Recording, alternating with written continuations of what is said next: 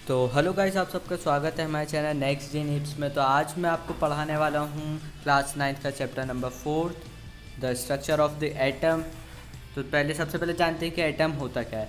Atom the smallest part into which an element can be divided. तो atom एक ऐसी चीज़ है, मतलब नॉन लिविंग थिंग जो होती है, उसको अगर आप खूब सारा इंटर डिवाइड कर दो या फिर उसको मान सकते हैं तोड़ दो, तो जो सबसे छोटी चीज़ यानी कि जो ऐसी चीज़ आएगी जो टूट नहीं सकती है, उसको बोलते हैं एटम। और वो नॉन लिविंग थिंग्स में ही होगी, क्योंकि जो लिविंग थिंग्स में जो सबसे छोटी चीज़ होती है सेल। फिर आता है कि हु डिस्कवर्ड द एटम। तो डेमोक्रिटस डिस्कवर्ड द एटम।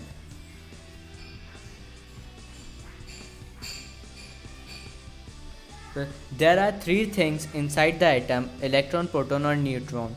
तो जो एटम होता है वो भी किसी न किसी चीज़ से मिलके ही बना होगा। तो वो जो एटम होता है वो तीन चीज़ों से मिलके बना है, जो है इलेक्ट्रॉन, प्रोटॉन और न्यूट्रॉन। तो जानते हैं कि ये तीन होते क्या हैं।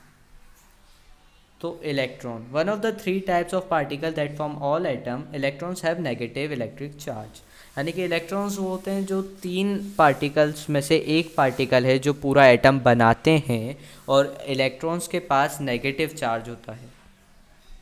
फिर प्रोटॉन की बारी आती है। तो proton, one of the three types of particles that form all atoms. Protons have a positive electric charge.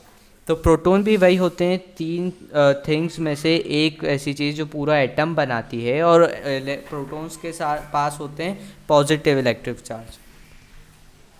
तो न्यूट्रॉन, न्यूट्रॉन के पास कुछ भी नहीं होता, मतलब कोई सा भी इलेक्ट्रिक चार्ज नहीं होता, वो न्यूट्रल होता है। फिर who discovered electron, proton and neutron and when. The discovery of electron, proton and neutron was done by J.J. Thomson, Rutherford and James Chadwick in 1886, 1909, 1932 respectively. तो जो इलेक्ट्रॉन था वो उसकी डिस्कवरी की थी जे थॉमसन ने 1886 में, और प्रोटॉन की डिस्कवरी की थी रदरफोर्ड ने 1909 में, और न्यूट्रॉन की डिस्कवरी की थी जेम्स चैडविक ने 1932 में। Thomson's model of an atom. तो थॉमसन का मॉडल क्या है एटम का?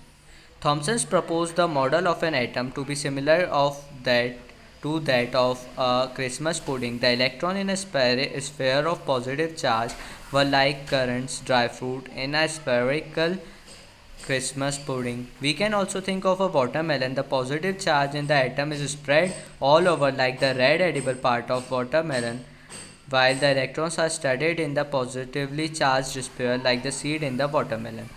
तो थॉमसन बोल रहा है कि जो एटम है वो ऐसा है, यानी कि आप एक वाटरमेलन मान सकते हो, जो उसका पूरा लाल लाल कलर का पार्ट होता है जो सबसे ज़्यादा होता है वैसे।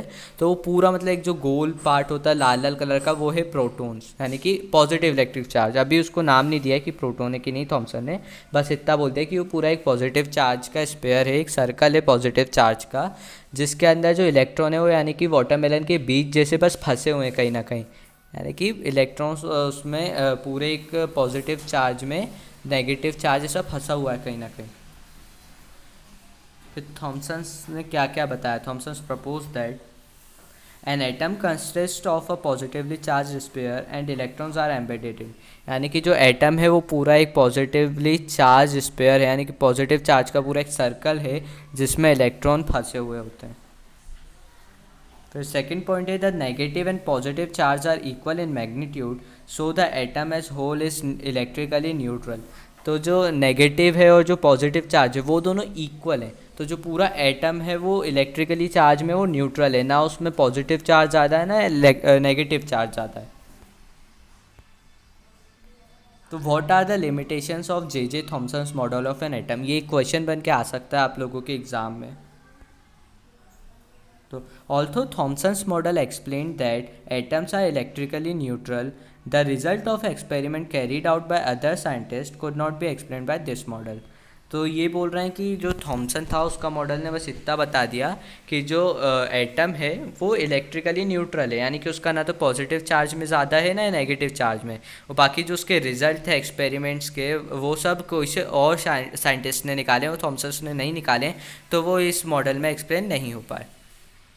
तो गाइस अब वक्त है एक बोनस स्टेप का, और इस स्टेप में मैं आपको बताने वाला हूँ कि जो एटम थी उसकी खोज डेमोक्रिटस से पहले भी कोई कर चुका था, और जिसने की थी वो थे अपने इंडिया के फिलोसोफर जिनका नाम था महर्षि कनन। इनने 500 बीसी के अराउंड ही एटम की खोज कर दी थी, जब किसी ने नहीं की थी। डेमोक्रिटस ने भी बहुत बाद में किए, मेरे को साल याद नहीं आ रहा है। और महर्षि कनन 500 बीसी में कर चुके हो। ये बहुत ही गर्व की बात है कि इंडियन फिलोसोफर ने इसकी खोज की थी सबसे पहले।